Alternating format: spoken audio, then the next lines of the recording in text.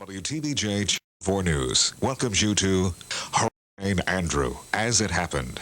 Proceeds from the purchase of this documentary are going to a nonprofit organization called We Will Rebuild that is helping to restore economic prosperity to the devastated area. To make an additional tax-deductible donation, call 1-800-551-1010. We thank you for the contribution you've already made to the victims of Hurricane Andrew. We also want to recognize our sponsors, Blockbuster Entertainment, Burdines, and Winn-Dixie. Their support was crucial in the distribution of this special program. I mean, there is no safe place in South Florida tonight. These winds exceed the building code.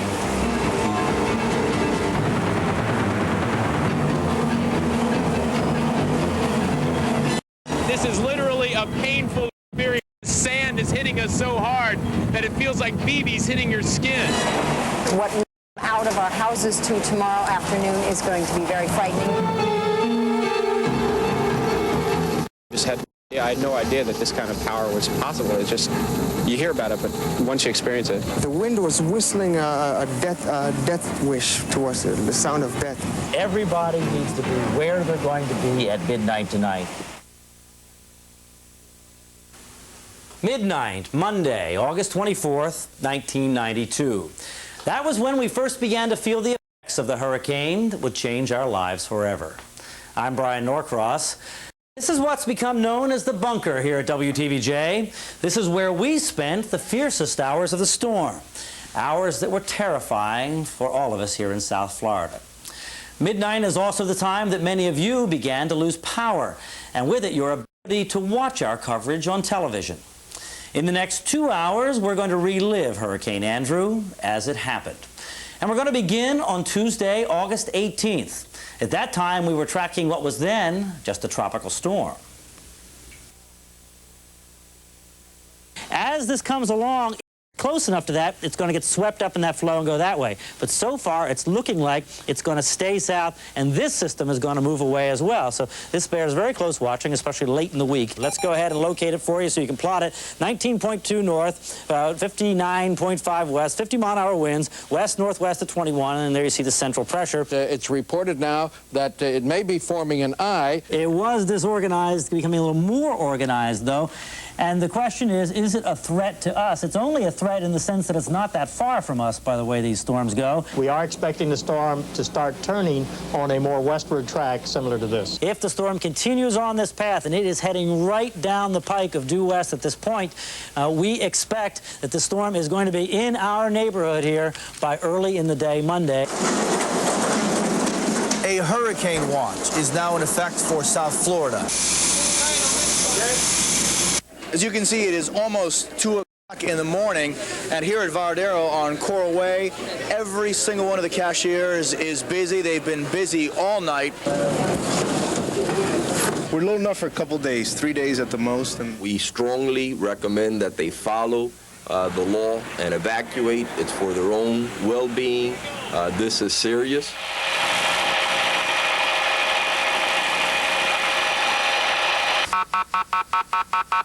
Hey, you surfers, everybody out of the pool! And when he said 150 miles an hour, I said, it's time to leave. You're in an evacuation area. What are you doing? Staying. Why? Why? I got 2 little dogs. I would not take them no place, and I don't, they would die. They are pleading. They are asking any doctor, anybody with any medical personnel to go and help out in the shelters. Are you scared? Not really. Cool, calm, and collected. At Jackson Memorial Hospital, the hallways are lined with pregnant women. Now, let me say this to you. I don't think this hurricane is going to be as bad as they're drawing out to be. But why take the chance? The process of evacuation for South Florida should be pretty much wrapped up by now. It is just about concluded. We're expecting to have the winds start arriving very, very shortly. It's absolutely for sure, no question about it. It is going to happen tonight.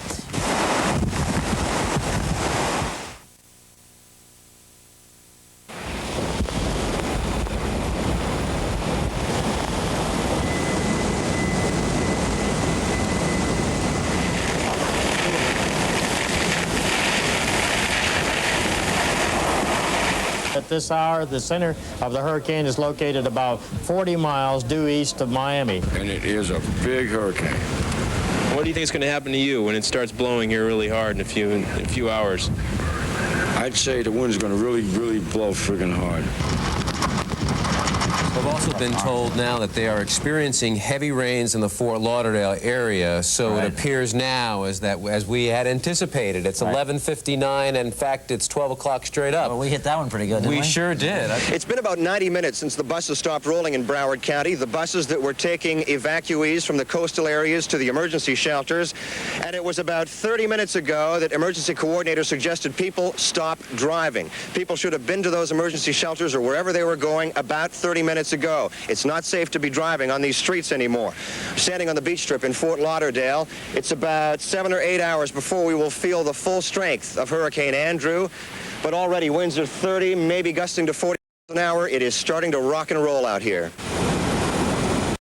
We just came from downtown Miami, where there is a quiet crisis in the making. We're talking about the homeless population under the expressway. Take a look at the tape we shot. There are dozens and dozens of people still camped out in their little cardboard shanties. We have been told 4 county buses will go and pick these people up. The outer bands of the hurricane are now coming across South Florida. All police units have been ordered to return back to base. The ocean has begun to invade the land over here. We are standing right next to where the pavement begins at Highway A1A. Normally, the ocean breaks about 40 or 50 yards there.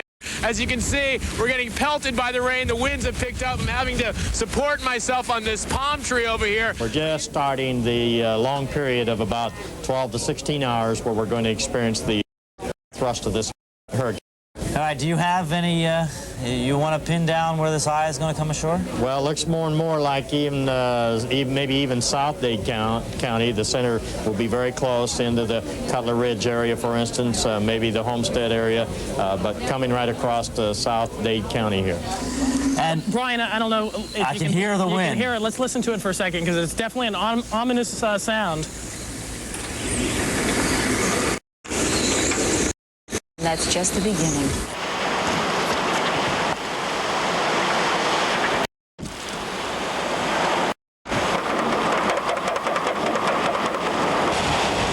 And here are the effects of Andrew as he begins to arrive here on Miami Beach. You can see the palms blowing, and then over here, you can see the sand. It's almost like a blizzard, a snowstorm of sand. And here you can see the wind is really up. The car is rolling back. I'm sure that's evident in the picture. Here's a bicycle tied to that sign that's just flapping back and forth. We look down and drive. We have spotted what may be some of the first real damage. It's by a piece of construction debris or something that's been picked up by the wind, thrown right through that window. And on top of 1, 2, 3, 4, 6, 8-story building, there's a flag on a mast that is, well, it's hanging on there. I'm not exactly sure how. We'll see whether that's a flag of surrender. Everybody has basically reached the white flag blowing.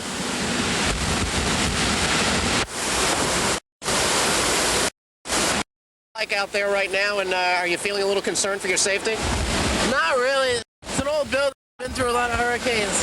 We've got a wind meter inside, and we got 106 so far miles per hour. We're looking at downtown Miami, and every once in a while there's a brilliant burst of lightning that just fills the sky, and it's sort of an aquamarine lightning that just fills the sky. Well, here you can see the water's just whipping up, the wind is whipping up, the surf is just coming right across the front of our car. We're on the MacArthur Causeway, and the reason we can't get off the MacArthur Causeway is because as we turn over here, let me take the window down. I'll turn it down just for a minute. There you go. There's a tree that's down blocking the road. Just listen to this wind. I'm going to hold the microphone right up to the open window.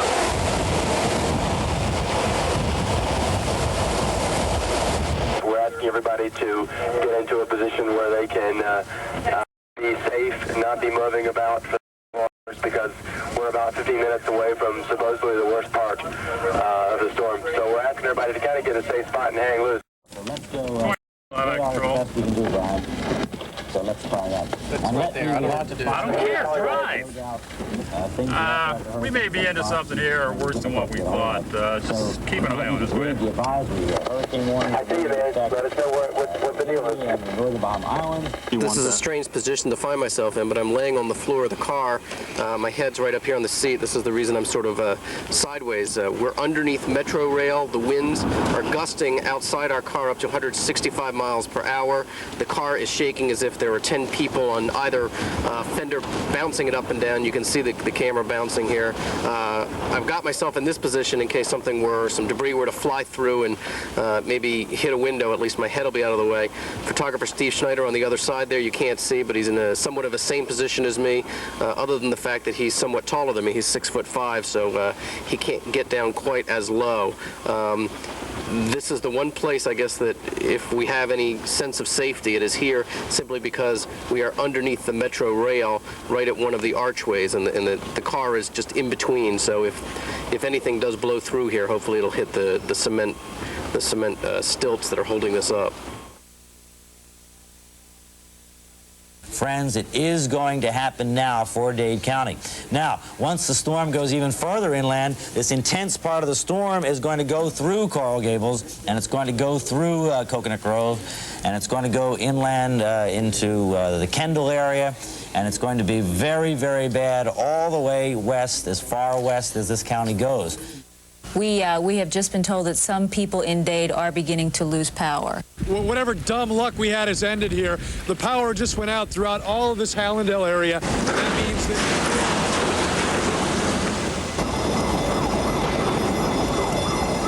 When you see us move and you're watching us, we want you to move to your safe spot. I'll tell you what, maybe, Raphael, you could find a couple batteries here to bring in here as we go in here so that we don't run out of power. Although we're going to, I guess Tony has a mic in here that we can use no matter what happens battery-wise. Here we are, Brian. We're all set.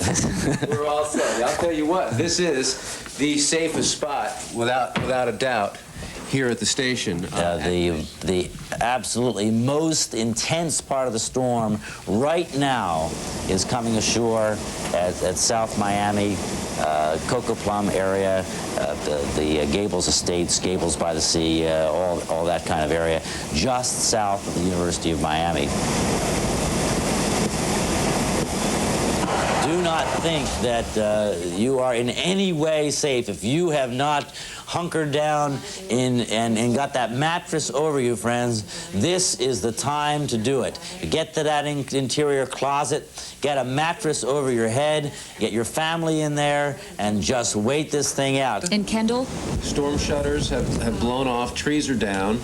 Fences down. Fences down. The eye is just coming ashore there in Cutler Ridge. We have no Miami radar, so we can forget the Miami radar. It fell off the building. All we can tell people is hang on.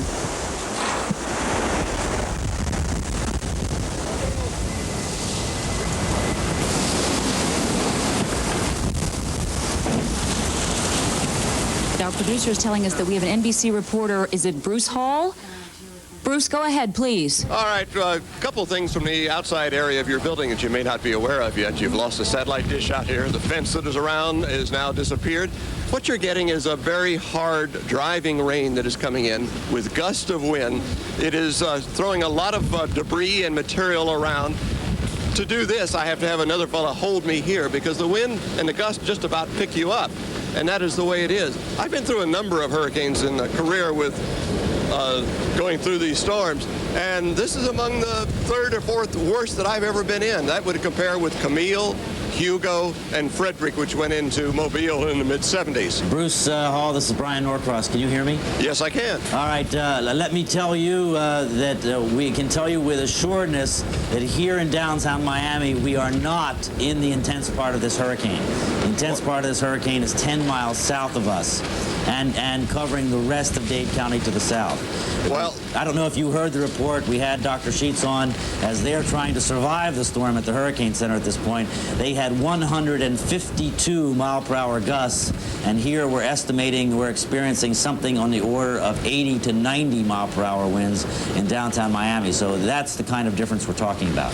And it is a very significant difference. And while you are talking about winds of 80 to 90 miles an hour right here, and you're protected by some buildings occasionally in the downtown area, right, once you get up to 150, that is a major difference. And we can tell the effects of that as we see the wind and the rain and debris come through the area. And you can tell in certain areas, probably to the south as you indicate, it's got to be a lot more severe than this. Well, I can tell you with absolute assurance, we have people that have died. I mean, I say that just because we know what the weather conditions were like, and anybody there would not have survived along the bayfront in South Miami with those kinds of conditions. Gee. I tell you, Bruce, you better get in. If you're out there for our sake, please come on in.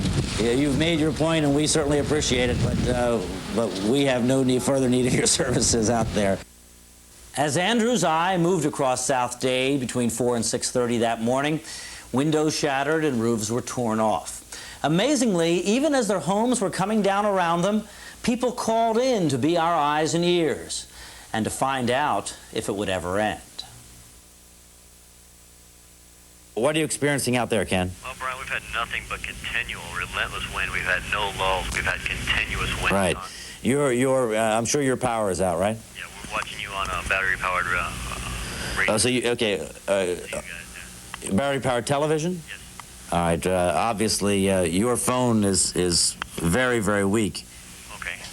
So speak up as much as you can. All right, we've been pretty lucky out here. We've only lost one window, but every once in a while we can hear some tiles coming off the top of the roof. We've lost most of our landscaping also. Apparently, a lot of people are calling, just panicking and saying, how are they going to get through the storm? Something you can tell them to just let them know what it's going to be like and what they can expect in the next couple of hours. We understand a woman by the name of Madeline in Kendall is on the phone. Madeline, what's the situation there? Okay, we have a window broke in one of the rooms, and the door's closed, and they're trying to hold the door back because it looks like it's all gonna cave in. All right, that's what you need to do. You need to do everything you can to hold that door in, Madeline, and you all get all your might behind that, because you need to stay in that enclosed room there and not allow that in. Those interior doors are not made to withstand it. What's going on now? No, we're in the bathroom. My father and my brother-in-law are holding the door. All right, well, as many people as you can get on that door, you need to do that, because you are going to experience this intense storm for a good while longer. So do the best you could do to give them as much help as you can there, because it is not over. It is likely to get worse again, okay? Okay, and how long? We have a long time to go, okay? We have hours to go here before this is over. It's going to be very, very difficult, and you're just going to have to decide, we're going to stick this out, and we're going to stick together, and we're going to make it through it, okay? Okay. You know, it's chilling that the things we just sat here and talked about a couple hours ago are happening in almost precise detail. 164 miles per hour is what the winds peaked out at the Hurricane Center. 164 miles per hour. Over there, we have just left the Metro Dade Aviation Center. This is a privately owned building where planes have been turned upside down, torn apart, the wings destroyed on this particular private plane. Many of them just completely out of commission for a long, long time. Hangars destroyed, equipment everywhere. This is total devastation here at Tamiami Airport. By no means are things back to normal. And they're just coming out of the house now for the first time since the hurricane hit. This is about 8:30 this morning. Oh, my goodness. And this is their view of their bedroom. This place looks bad. It looks like Hiroshima. Tell me what you see. What I am not seeing is no emergency vehicles, not police, not rescue, not rescue. Forget it. The airport is closed. It's about 8:30. 6:30, and we're going to tell you that parts of Ocean Drive are basically impassable. It's not a good idea to get out here at this hour. Huge lights that have tumbled down onto I-95. As you can see, nobody's getting through, and nobody's going to get through for some time. Canceled all elective surgery for tomorrow. There is now a boil water order. There are cables lying all around the streets in South Florida, and you don't know if they're hot. They're telling us at the station that you should not be going in your car to go check on people. The storm is not over, the roads are not cleared, and it's really not safe. We have an update. Unfortunately, I'm sad to report that the death toll from Hurricane Andrew is now up to 8. 60% of Broward customers of FP&L have been left without power. That's 425,000 customers in Broward. In Dade, the number escalates. It is 600,000 customers. 72% of the entire Dade area has been left without power. As of 10:55, police have announced that all of unincorporated Dade County, south of Kendall Drive, is declared a restricted area. You're going to see, before the day is out, some more pictures, even worse than that. We're going to take you into a young child's room. This boy was sleeping in his room, and at around 4 o'clock, they heard a big gush of wind, so they decided that they would get everybody and move them into the hallway closet. Then, just seconds later, the roof here collapsed. The ceiling collapsed, and this here is where the boy was sleeping. So they got him out of here just seconds before. Seconds. Yes, just seconds. And I dare say that this story is likely repeated in many households across South Florida. Let's get right now. The Country Walk, 137th and 152nd Street. There is not a roof to be found on probably every house in this neighborhood. Many of these people woke up early this morning to glass breaking, the roofs caving down on top of them during this hurricane that hit its full force, seemingly right there in that area. This must have been really scary. Well, I'm a nurse, and I've been through some... Right next door. There you see some of the roofs that have caved in, and this is just some of the people that we talked to. And the kids were saying, "Mommy, what happened? Why is God doing this to us?" And my husband was holding the roof. My father-in-law was holding the roof. Everything fell off. This is terrible. I wish I'd never go through this again. Next time I'm going to a shelter. I don't care. We have some pictures that are just back from Perrine, where the National Guardsmen arrived at a house. Inside that house was one of the victims of Hurricane Andrew, killed when the roof caved in. We need to get to Cutler Ridge now. We can go to US 1, but it'll be too crowded, sir. We'll never make it. We'll go to the next lane, make the left. We'll be there. Air Rescue had also arrived on the scene, but it was too late from what we understand. Meanwhile, not far in the same neighborhood of Perrine, 2 school buses apparently blown hundreds of feet by the strong winds and nearly crashed through a home, from what we're told. Instead, the bus landed upside just a few feet away. It was parked over on the church ground over there, and the wind picked it up and brought it over here in the yard. Just some of the devastation in Perrine. A gentleman was asking about that who called about 10, 15 minutes ago. And just as you said, Brian Allen, that you feared, the pictures would be the same. The devastation, the twisted metal, roofs blown off homes. You see buses tossed about like toy cars. It's a mess out there. I just returned from what I thought was perhaps the most dramatic scene that I've had experience with yet in this hurricane, and that's at Baptist Hospital, where the victims of Hurricane Andrew are just coming by the dozens. During the time that we were there were 50 people crowded into the emergency room at Baptist Hospital. There you see some of the patients arriving, and this little boy, this was a tragic case. That mother was huddling him in bed, said she doesn't even know how it happened. He had a hole in his head. It's it's very graphic. It's so difficult to talk about, and I know you as a Mother Teresa feel it. And I was moved nearly to tears just seeing the scene at the emergency room. It's not only the bumps and the bruises and the cuts and the fact that a lot of the people had to walk themselves and drive themselves to the emergency room because rescue crews couldn't get there, but it's also the fact that they feel like they have been through the worst times of their life. And I'd like for you to hear some of those interviews just so you can hear the graphic description and the emotional descriptions these people had. In our neighborhood, it really just went right down the street, took off roofs, blew out windows, overturned trees. It looks like a war zone. All you hear is things crashing, and you're going, oh, God, what was that now? You know, and you're huddled in the bathroom, and you got the little radio on trying to hear what's going on. 2x4s flying all through my house. I've lost everything I had. You lost everything? My house is a total it's totaled. How did you hurt yourself? I don't know. I really don't. All I know is at one point I turned around to check something out, and I probably hit something sharp or something, but I just don't know. I've lost all thought about everything, about what happened. I just all I wanted to do was protect myself. Just save your life. That's all. There were many residences like that where the roofs had simply been blown apart by this hurricane. Also, in the same neighborhood, we talked to a young couple and their daughter about what the experience early this morning was like.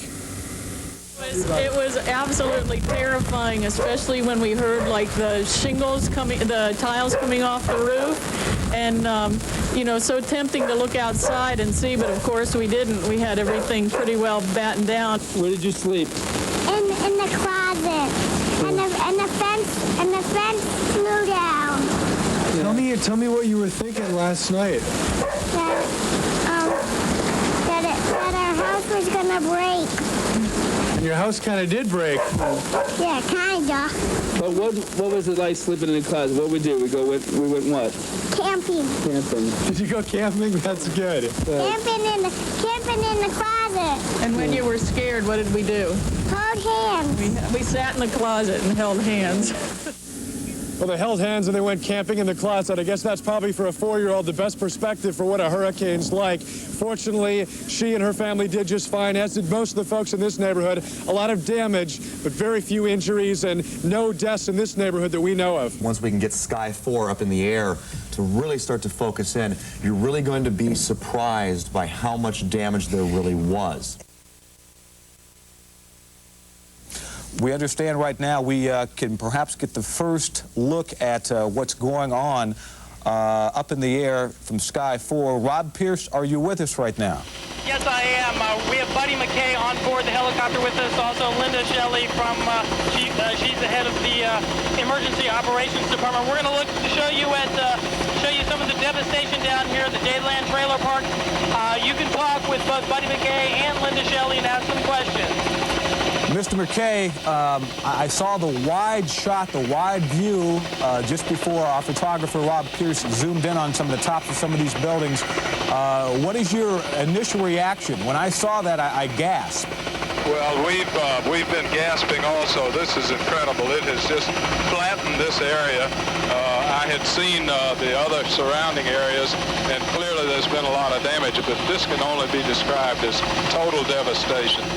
President Bush, as we have made an announcement earlier, is going to be arriving sometime around 5 o'clock this afternoon at Opelika Airport. What is the governor going to tell President Bush? Well, I think all President Bush has got to do is take a look at this. Nobody have to tell him anything. This is absolute devastation. If they're going to declare any place in America a disaster, it would have to be this one. There are concrete telephone poles lying on the ground, and there's just nothing but little bitty fragments of what used to be mobile homes. Okay, Rob, do us one last favor. Just give us one last look of this area. And is the devastation as far as you can see with your naked eye? Yeah, look at it. It's as far as we can see. I mean, there's an area out here that things are looking a little better, but look at this. I mean, the roofs of the houses are gone, and this is a good mile away. Yes, I'd have to say where you see a house with a roof that's even partly there, it's in pretty good shape. I mean, look at this. I mean, this alone tells you the strength of the storm. It just whipped this house right apart. What about rescue personnel? I mean, do you see emergency vehicles in there, ambulances and the like? Not a lot right here. I'll tell you what, Tom, as I worked my way down to pick up this helicopter, there were a lot of people on the road, needlessly on the road, just to get a look at what's happening. That's slowing down emergency vehicles tremendously because they can't get around. We can't urge enough for you to stay in your homes or stay in the shelter or wherever you're at. Don't go out sightseeing at this point because emergency crews and cleanup crews have got to be able to get around. Sky 4 is over to south of Tammany Airport at 500 feet. Rob, Brian Allen, one quick question for you. As a guesstimate, 90% of structures in that area damaged? I almost have to say close to 100. What about you, Mr. McKay? I don't believe I can see a single.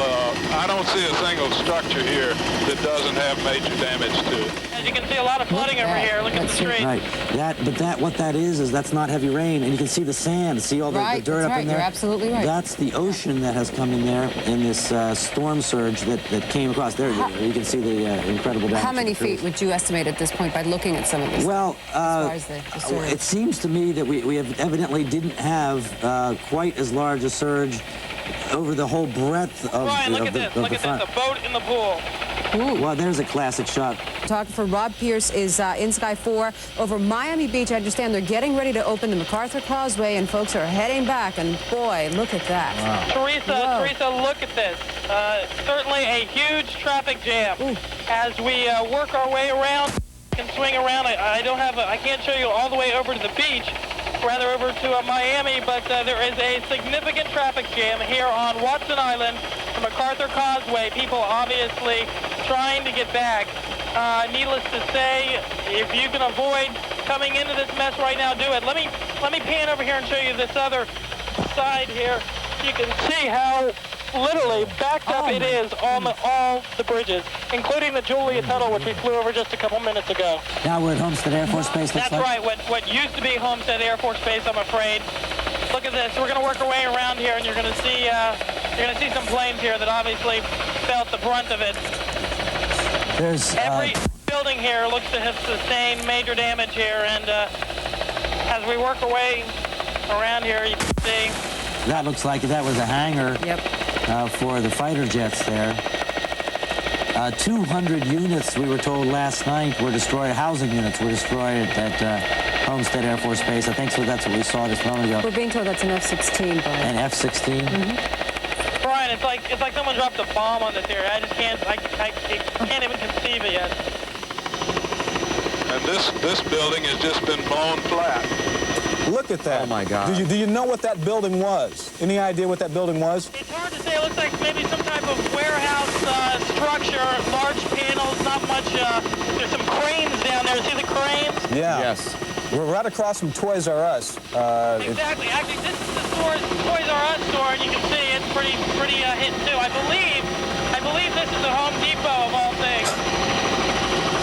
How ironic, a Home Depot. Rob, your impressions, were you prepared for this much devastation when you went up? Absolutely not. I was up through the storm all night last night in downtown Miami Beach, and I never expected this. You know, we're going to move around here over here and look at this. My God, I can't believe this. Lieutenant Governor McKay? Yes. Your gut feeling right now as you're flying over this area, sir? This is just absent a war. I can't believe this kind of thing would happen.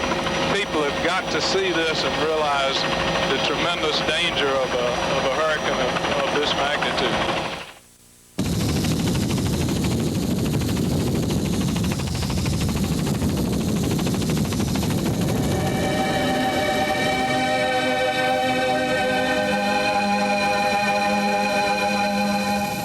Very emotional. We were in an open helicopter, so it was very clear to see. I did not see any home, not one home south of Kendall Drive that didn't have damage to it, extensive damage. There were numerous homes that were down to the ground. Most of the homes had roofs were gone. It's just almost unbelievable. I've never seen a nuclear attack before, but that's what I would envision happening.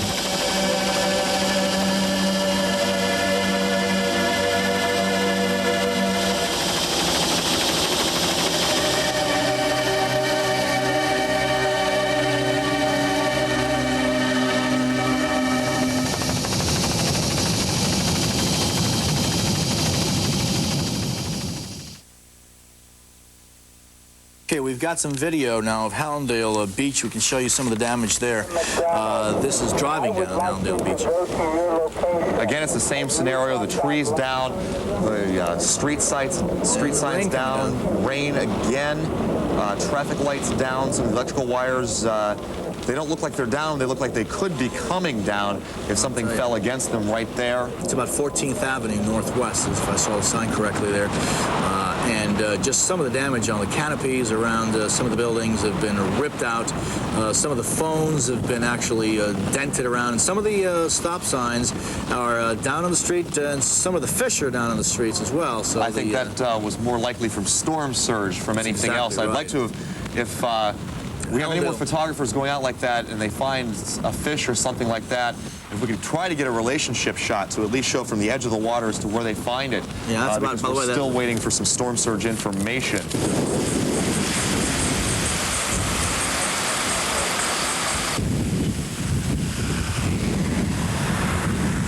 how was it? It was rough, man. The light of day was a mixed blessing. Sure, trees all over the county were twisted and toppled. Traffic lights crashed to the ground at dozens of intersections. A1A was flooded with water, sand, or construction debris. It's all ugly. But Broward residents only need to look south. The devastation in Dade County reminds them Broward dodged Andrew's bullet.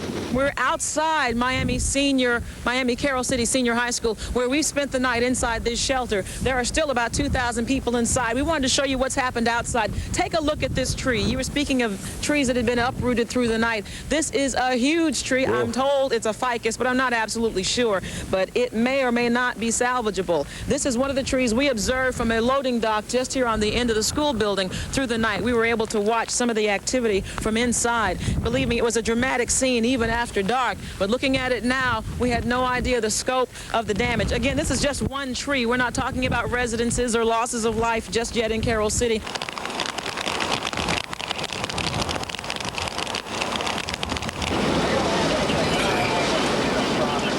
Surprisingly, damage in North Dade was limited to downed power lines and uprooted trees. Residents there say Andrew made an impression on them, too. I looked through the window, but I didn't come out at night because I thought I had like a lot of damage on the fence, but it was just like busted open. So I can kind of repair this myself. I got a lot of down power lines right here. Watch those. In the trees. I had just gotten out of the in bedroom and moved to an inner bedroom. And then I heard the boom. In some places, Andrew's wrath was more apparent than in others. Here at a strip mall at Southwest 184th Street, the hurricane tore the roof off the building, leaving thousands of dollars worth of merchandise exposed to the elements and to looters. Even though the hurricane wiped out plenty of real estate in Southwest Dade, we found one woman who lost her home but was still able to put it all in perspective. What are you going to do, you know? I mean, it's like everything. I lived there all my life. I was born there. I mean, it's like pictures came off the wall, portraits, family pictures. Everything is just, you know, nothing. All the couch is in the pool. For the record, Smallwood admits she has homeowner's insurance, but she's especially pleased to have survived the big one with her family, if not her home, intact. You don't have no clothes to wear? We're trying to see what we can get now. Many people who live at the Quail Roost Mobile Home Park in Southwest Dade returned today to see what they could salvage. People like Nayurka Fernandez.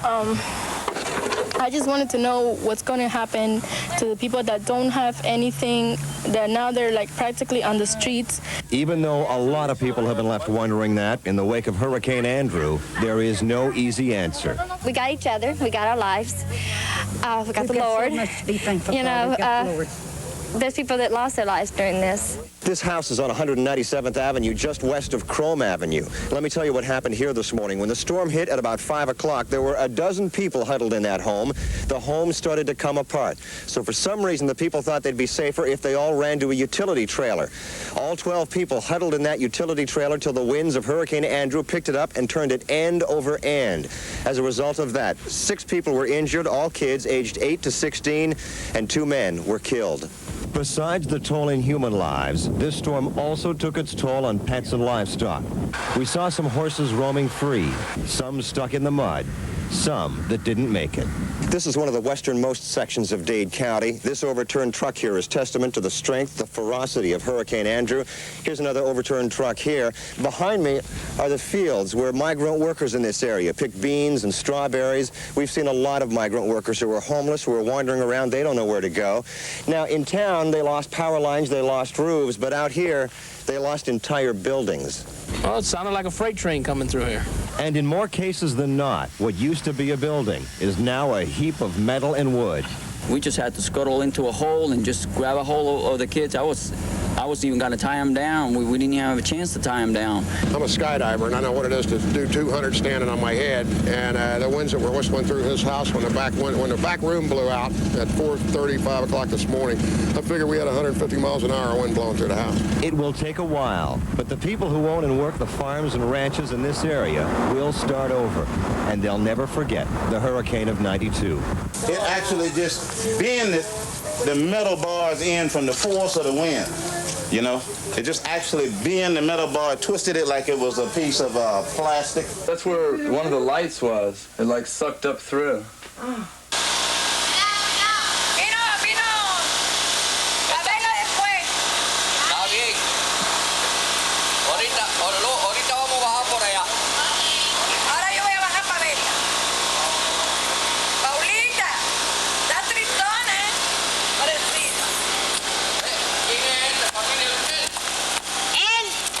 A man was holding his daughter very close to him, and through the window a piece of plywood fell and hit her directly and killed her as the man had her in his arms.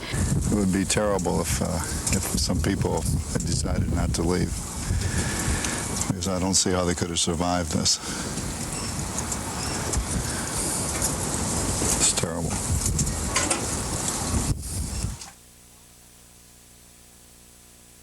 As long as I live, this is the worst thing I've been in.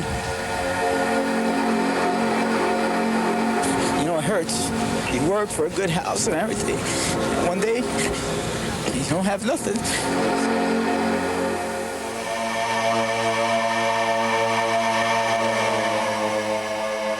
This used to be all trees and shade and everybody happy and peaceful.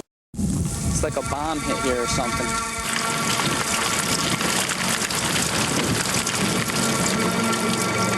I don't understand how all these people are alive. You know, it just doesn't make any sense that these people didn't get killed. She wanted to run out the door, and I grabbed her and said, baby, you can't go out there, because if you do, you won't make it.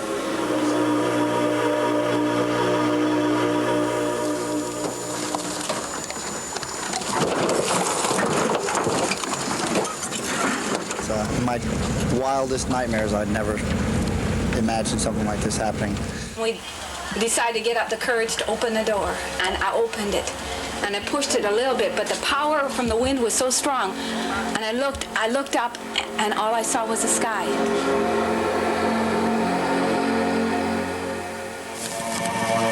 Pictures of the family. That's my niece and my great niece.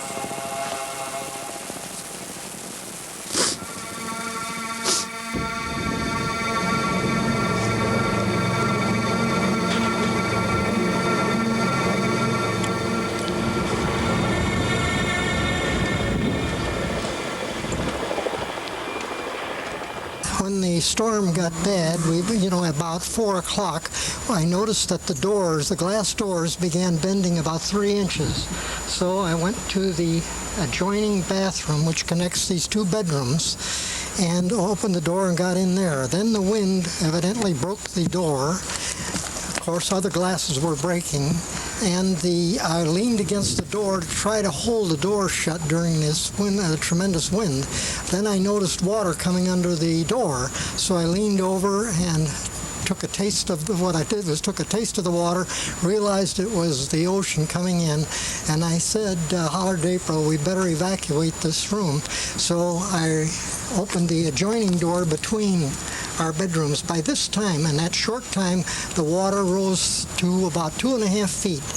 And she was on the dresser. I was on my dresser. And I climbed up and I said, we better go forward. And we went down the short hallway to the library.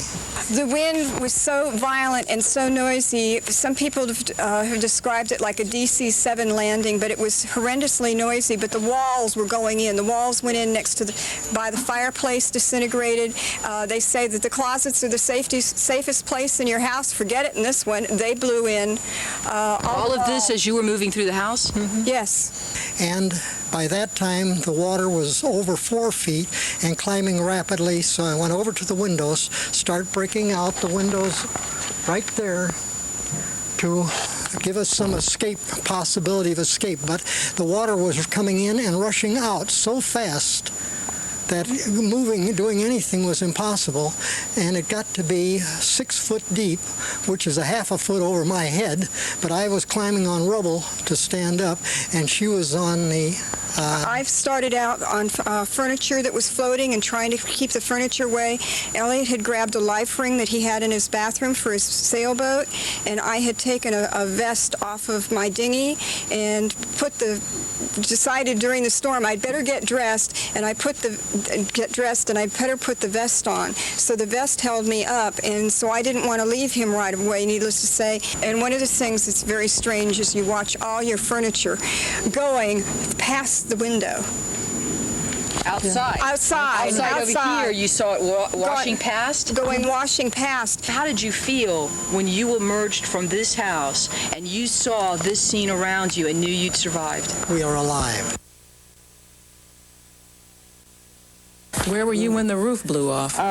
We were in the bathroom then. That was after it got really bad. And this is where I spent the worst portion of the storm. And my contact was the radio, and I listened to Brian Norcross, and the information that he gave me was so important. It's very, very important to have that voice to tell us, to guide us through.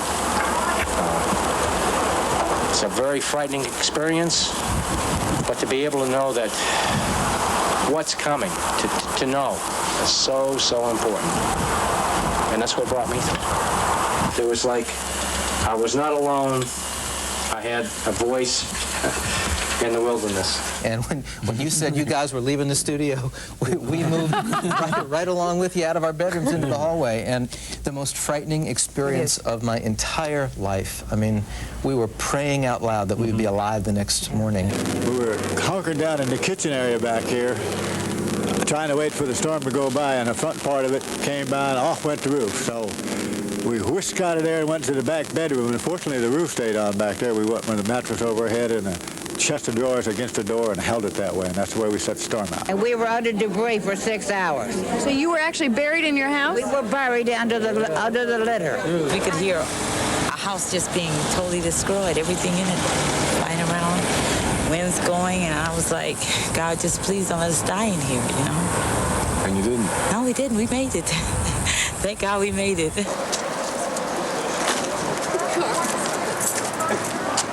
You're laughing through this. How can you be laughing when something like this? I don't know why. How can I do it? I live here. I can't do it. Were you inside when the... No. I left the last the tire happened. Right. Yeah. At least you're alive. All my life happened at the house like this, and now no more. I don't know how to do now. You have insurance though, right? Yeah, I have insurance, State Farm insurance. Yeah, I think he can help me. They can help me. It's terrible. Yeah, it's terrible. Yeah, 100%. Yeah. You can use it. All this stuff just blew out on the side here. Yeah. You can move up there.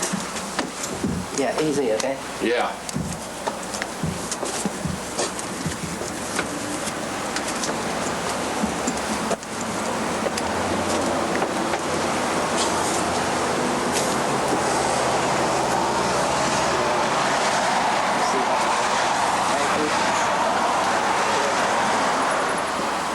Put everything into this.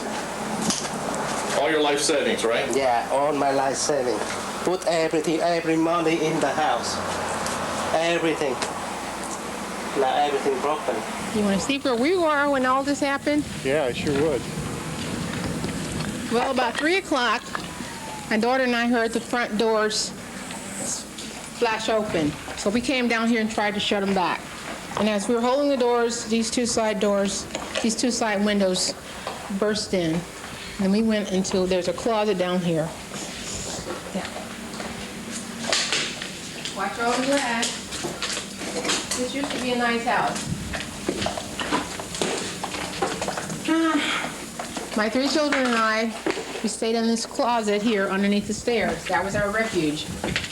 That was it right there? That was it right there. We couldn't go to the garage because our garage door flew off and the side door to the garage also flew off. So that was our only refuge in this house. That had to be absolutely frightening to be in there.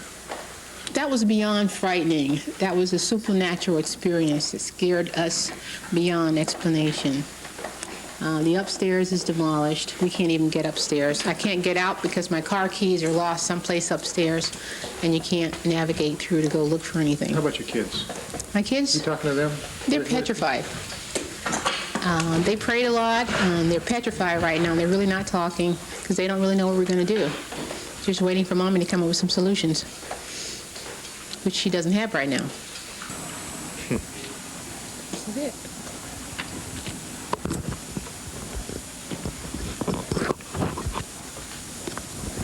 Not exactly the American dream, is it? Well, it's the American dream destroyed, which is even more of a letdown, to have the dream and then to lose it. Be better not to have had it already.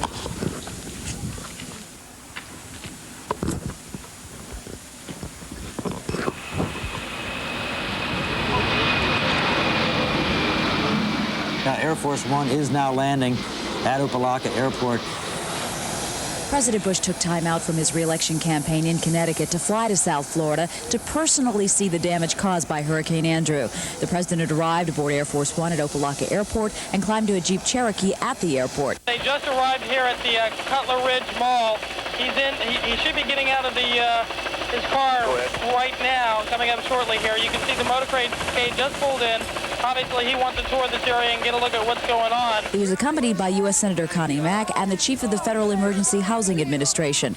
Among the devastated areas Bush stopped at Cutler Ridge, where he promised federal help. People of Florida who've been hit awful hard, you are going to make it, and all of us want to help. Now that you've very moving experience. I would have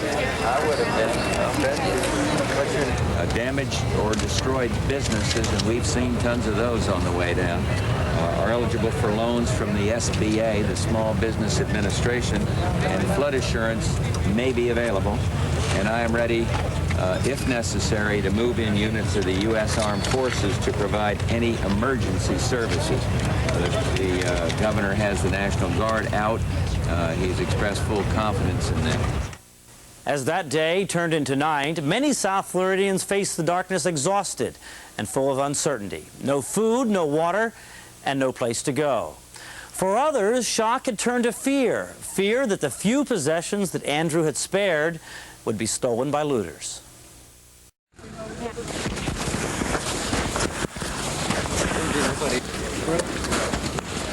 This is certainly where the worst of the destruction is, here in Cutler Ridge in South Dade County. Behind me you can see a Specs record store, which is completely demolished by the storm. Over here is a Holiday Inn that, as you guys have been saying, looks like it's been air bombed. That was Governor Childs' words. Looks like a war zone. In fact, it is a war zone here. You've got the National Guard, some 1,000 troops here in South Florida, and they're here for a reason. Let me show you for just a moment, and I'll just wait to tell you what this is.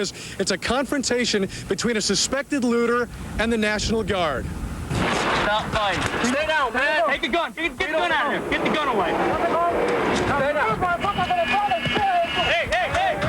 Hey, don't give me the gun.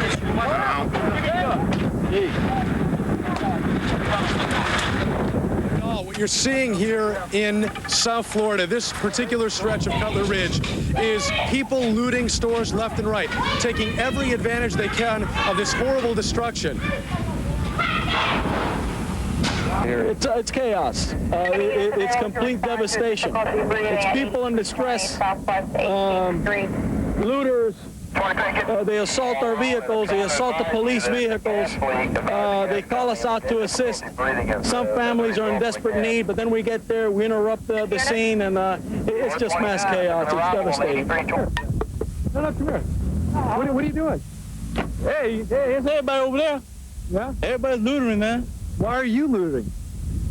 Hey, I don't know. Why are you having your son loot with you? Isn't that my son? Well, why would you have this little boy? I ain't tell that boy to do nothing. He did it himself. You think this is what you ought to do in a situation like this when hundreds of thousands of people might be, you know, their homes are devastated and you're looting? Well, you want me to take it back? Yeah, I do. Okay. I'll take it back.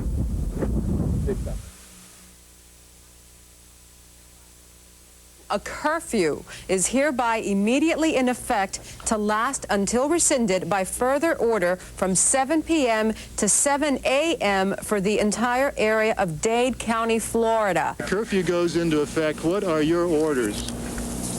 Everybody out is supposed to be arrested after 7. We are at South Miami Senior High School, which is fast becoming the shelter of record for those people who have been transported up from Kendall and the South Dade area. There's a little bit confusion about how many of these people are actually going to make it in, but at this point, let me walk over here and talk to this woman. Where are you all coming from? Homestead. From Homestead? Do you have enough supplies? You have Huggies for the baby, I see? Yes. Any bedding or anything? Are you going to be okay? Hopefully. Do they say there's room? I don't know. Just got here. Where did you spend last night? We spent it on the hurricane. We spent it. We was inside of a bedroom and the whole roof blew off. We ran inside the bedroom. Yeah, it was really bad. All right. Terrible hurricane. I don't never want to go through it again.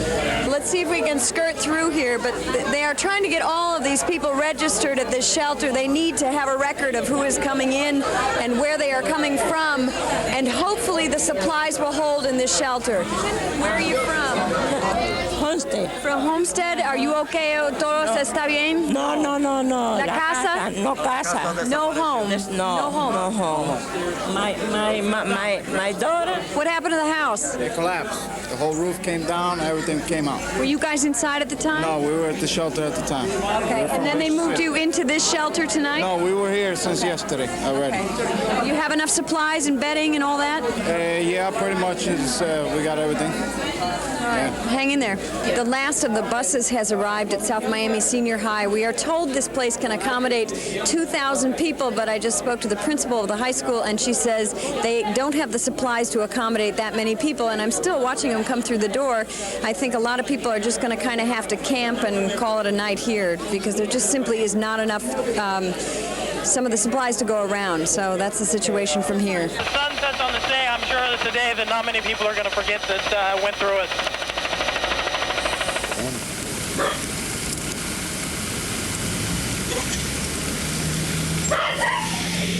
Must have been right behind us.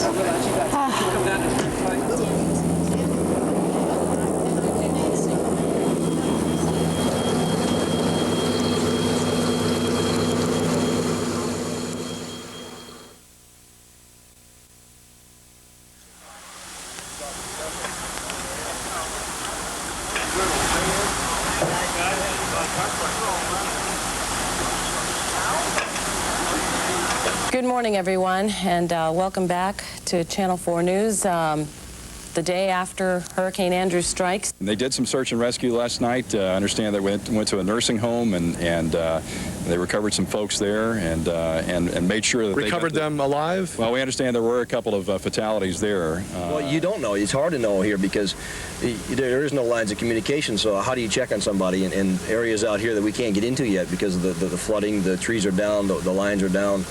Telephone poles are across the roadways, and you can't get to them. And so it's just a matter of time. We've been up in the air and searching and stuff like that. So you don't know what we've got to look forward to yet. Go find him. Check it, Sam. Get in there. Well, right now we're checking a pile of rubble. It looks like it was probably either a bathroom or maybe part of a kitchen, which is an area that a person may have been in when this occurred, and waiting for the dog to give me an alert and to show that she smells the scent of a human, or a lot of times it's the scent of some clothes that were freshly worn. Check. Good girl. Check. As every minute goes by, if there's somebody that's trapped and somebody that's injured, their health's going to possibly get worse. So we're trying to use every possible minute and second that we've got to try to locate somebody that's injured and take them out and help them. Sam, check it out. Good girl. Crawl. Easy. No, down. Crawl.